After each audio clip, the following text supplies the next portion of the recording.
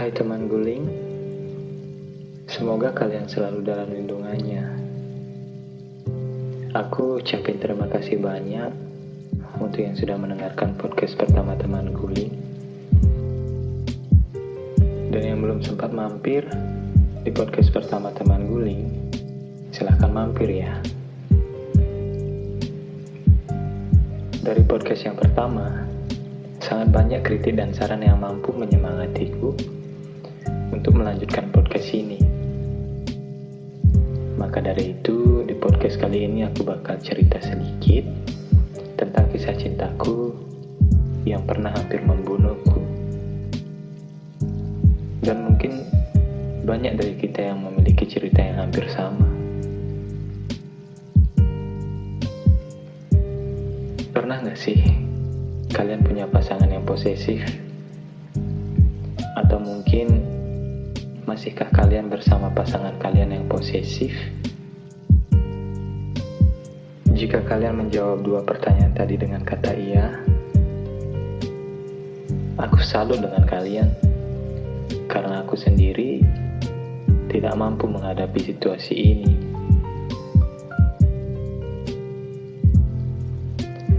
Banyak dari kita, tapi bukan dari 100 orang dan kamu adalah salah satunya, masih bingung antara cemburu dan posesif. Jika terbesit bahwa posesif adalah cemburu yang berlebihan, kalian tidak salah. Tapi kalian masih keliru. Posesif itu bukan cemburu, melainkan sebuah perasaan psikopat bagiku. Jika psikopat sebenarnya menyerang pikiran, entah apa sebutan yang tepat untuk istilah lain dari kata posesif. Mungkin itu bisa mewakili.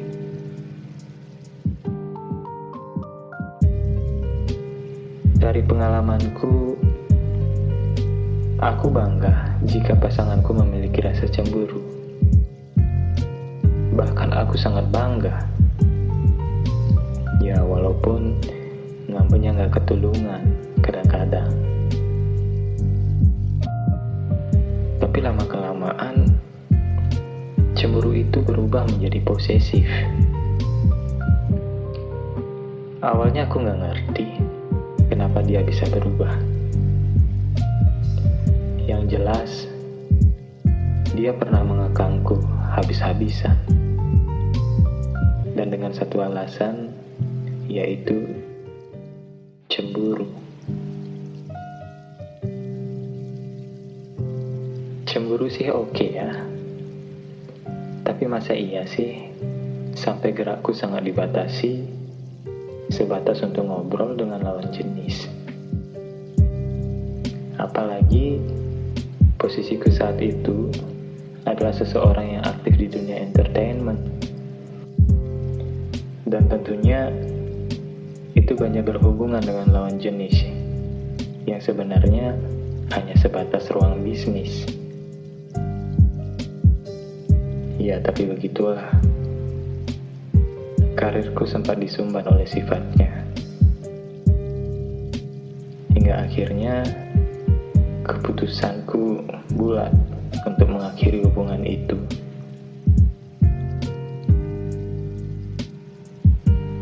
Jika kalian bertanya, apakah aku masih ada rasa dengan dia? Sebenarnya masih. Tapi profesiku tidak tepat untuknya. Perbedaan yang paling mendasar dari posesif dan cemburu bagiku adalah adanya batas. Bila pasangan kita marah hanya saat kita mengobrol dengan lawan jenis yang bukan pasangan kita, dan terlebih itu hanya sebatas urusan bisnis, itu bukan lagi disebut dengan cemburu. Dan tentu itu sangat tidak wajar bagiku. Perlahan tapi pasti itu akan mengikis perasaan kita.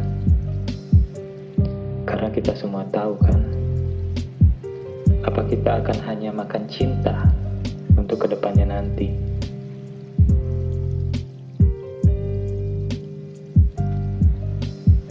Dia selalu memberiku arahan berupa jadwal dan langkah yang akan dan harus aku lakukan. Pada akhirnya, tak akan ada pasangan yang mampu dan kuat menghadapi sifat posesif ini.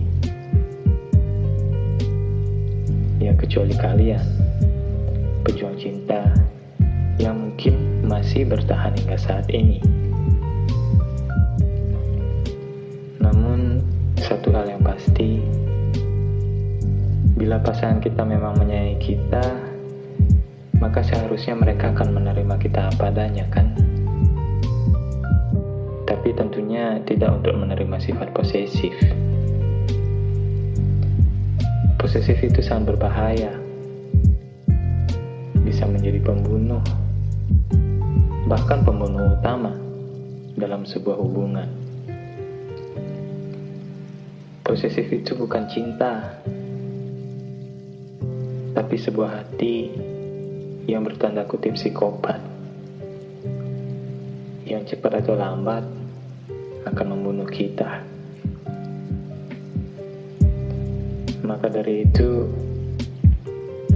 jika kalian adalah salah satu dari jutaan orang yang masih bertahan dengan sifat posesif pasangan kalian, segeralah untuk membicarakan ini. Bangun sebuah kepercayaan dan kikis kata posesif itu menjadi sebuah kata yang lebih manis, yaitu cemburu. Iya, cukup cemburu. Setelah terlambat, akhirnya aku paham kenapa dia bisa berubah dari cemburu menjadi posesif. Itu semua tidak murni kesalahan dia. Bahkan mungkin aku adalah penyebabnya.